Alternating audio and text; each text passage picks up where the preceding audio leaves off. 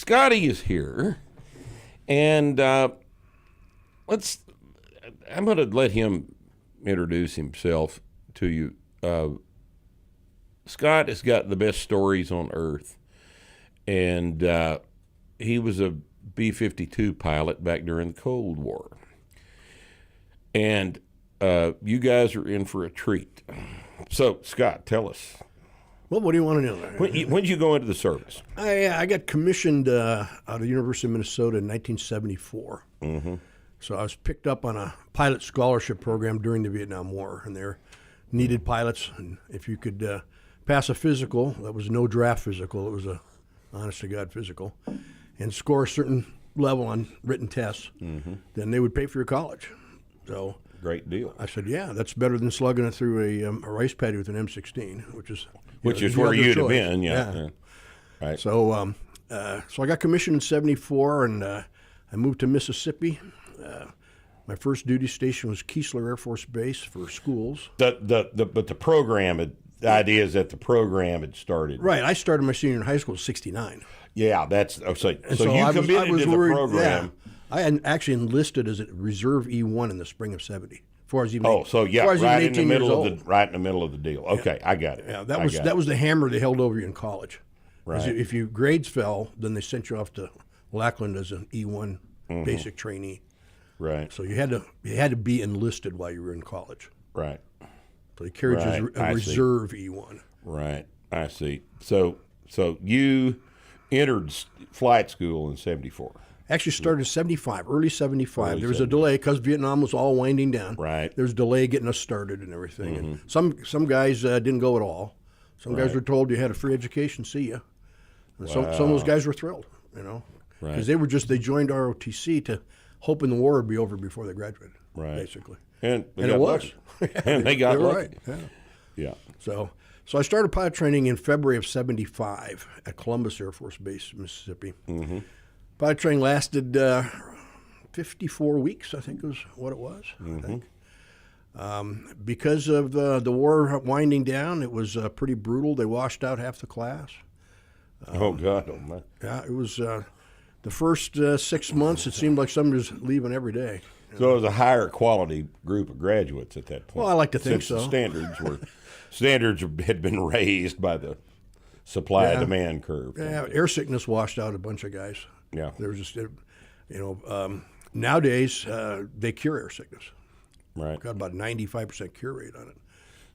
But in those days, they just used it as a reason to get rid of you. Right. They just wanted to thin it out anyway. Right. We had guys from Venezuela in the class and guys from Denmark in the class. A lot of people don't know that, but the U.S. Air Force trains pilots from people all over the world. Not just NATO. Right, not just NATO. NATO, the program here, which we'll get to later, I guess, is a very unique program. At the other pilot training bases, countries just write a check to the American taxpayers and say, give us back an American-trained pilot. Here at NJEP, all the countries have input into the syllabus and everything. So it's a completely different thing. But the Danes were at the top of the class. They showed up with 100 hours in other jets before they even started, so they were ahead of everybody. The Venezuelans were like the Americans. Some were real good, some weren't. I believe they were all politically favorable at the time. I think they knew people, and that's why they were there, I think. But the guy I shared a table with for the whole year was a Venezuelan, a guy named Gabino Blanco. Sad thing is the class has had several reunions. The Venezuelans have all disappeared. None of them have ever had a Facebook account. None of them have had an email address. Disappeared. I mean, literally disappeared. Went away. And I'm afraid that after the socialist revolution down there, that they're not with us anymore. I don't know that. I'm just saying we've never. Very well be. Yeah, we've never had any contact with any of them. Right.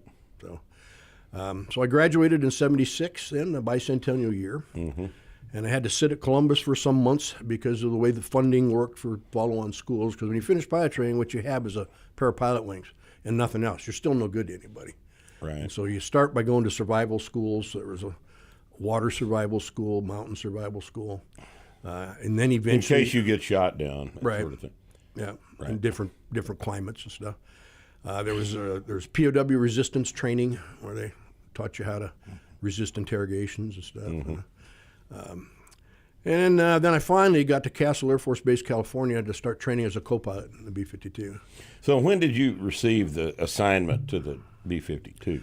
Does that come during pilot training? It comes right at the just end before graduation. Right. So they tell you what kind of plane you're going to fly. You put in about 4 months before graduation, you put in a dream sheet. This is what I'd like to do. Right. And they'll pay some attention to it, but they tell you from the beginning the needs of the Air Force, so it determines what your assignment's going to be. Right. So what was on your dream sheet? I actually, the one thing I knew is I didn't want to fly fighters. Really? Yeah, everybody else wanted to fly fighters. That kind of made you unusual. Oh, yeah, very, yeah. They kept bringing in fighter pilots to impress us, and I found them so universally obnoxious that and it's out now. I got a lot of very good friends that are fighter pilots now, so that was then, guys. Yeah, But I know the type. Plus Having lived in Wichita Falls all these years, plus the formation flying wasn't a lot of fun for me. I could do it. I passed the check, right, but it wasn't. Everybody else talked how much fun they were having, right? And I just wasn't having all that much fun in formation. And if you fly fighters, you got to fly in formation. A single fighter in combat's dead meat. So put that all together. I said I still want combat airplanes. So what that meant in 1976 was AC-130s or B-52s. Right. That's it. And the AC-130s, they got most of their co-pilots out of the C-130 world.